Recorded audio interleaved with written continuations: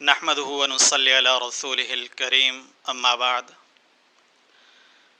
دوستو، اس بھاگتی دوڑتی دنیا کے اندر کون نہیں چاہتا میں اچھے سے اچھا نظر آؤں؟ ہر کسی کی یہی کوشش ہے کہ میں ہینڈسم، اسمارٹ اور خوبصورت نظر آؤں۔ تو اس کے لیے سب سے پہلی ہمیں جو عادت اپنانی چاہیے وہ یہ ہے کہ رات کو ہمیں ٹائم سے سونا چاہیے، صبح ٹائم سے اٹھنا چاہیے۔ ہم اس کے الٹ کرتے ہیں، رات کو تقریباً 2:30-3 بجے تک جاگ رہے ہوتے ہیں، صبح 10-11 بجے اٹھ رہے ہوتے ہیں۔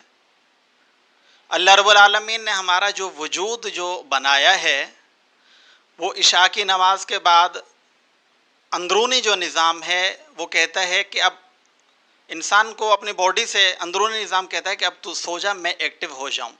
دن بھر کی جو تھکاوٹ ہے، دن بھر کا جو کام ہے، آپ نے جتنا اس وجود سے لیا ہے، جب آپ لیٹتے ہیں تو وہ ایکٹیو ہوتا ہے۔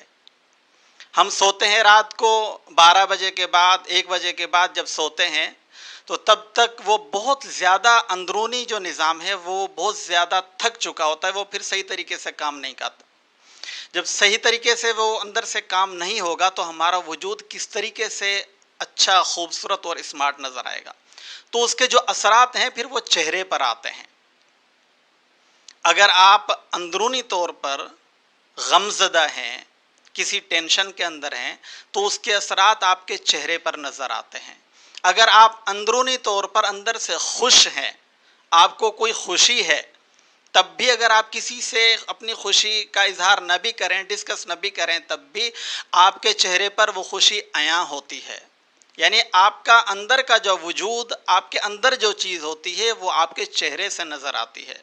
جب ہماری خوراکیں اس طریقے کی ہو جائیں گی، یہ آپ کی بیکری کے ایٹم، بوتل اور پتہ نہیں کیا کچھ، برگر، پیزا، کتنے سارے ایٹم آ گئے ہیں جو ہمارا اندرونی، ہمارے نظام کا، معدے کا اندرونی نظام کا جنہوں نے ستیہ ناش کر دیا ہے، تو پھر صحت کہاں سے بنے گی؟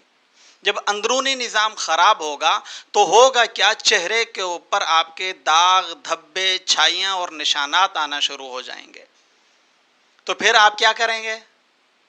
پھر کرتے کیا ہیں کہ ڈاکٹر کے پاس چلے جاتے ہیں، یہ کریم لے لو، وہ کریم لے لو، یہ ہو گیا، فلاں کریم، فلاں کریم۔ تو ان کے اندر بھی پھر کریموں کے اندر کیمیکل ہوتے ہیں، تو چہرہ پھر بگڑنا شروع، بجائے اس کے کہ آپ کا چہرہ اچھا اور خوبصورت ہو، خوبصورت نظر آئے، تو پھر وہ بگڑنا شروع ہو جاتا ہے، مزید خراب ہونا شروع ہو جاتا ہے۔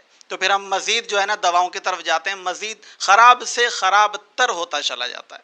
اب میں ایک چھوٹا سا ایک ٹوٹکا بھی دیتا ہوں اور ایک پڑھائی بھی دیتا ہوں۔ آپ کا چہرہ خوبصورت، اگر کسی کو دانے، داغ، دھبے بہت زیادہ ہو گئے، کسی بھی کریم سے اگر صحیح نہیں ہو رہے، تو ان کے لیے ایک چھوٹا سا ٹوٹکا اور پڑھائی ہے۔ ٹوٹکا کیا ہے؟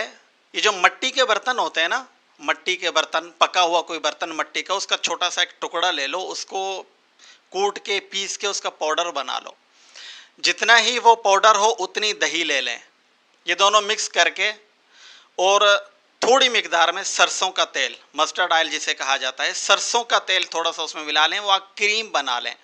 کریم جب بن جائے تو اس کے اوپر آیت کتب، 4 سپارے کے اندر، سورۃ آل عمران کے اندر، آیت نمبر 154، ثم انزل علیکم من بعد الغم، یہاں سے آخر تک پوری ایک آیت ہے۔ آپ اس کو 21 مرتبہ پڑھیں، اس کریم کے اوپر دم کریں، دم کر کے یہ آپ چہرے کے اوپر لگا لیں، 1 سے 1.5 گھنٹہ اس کو لگے رہنے دیں۔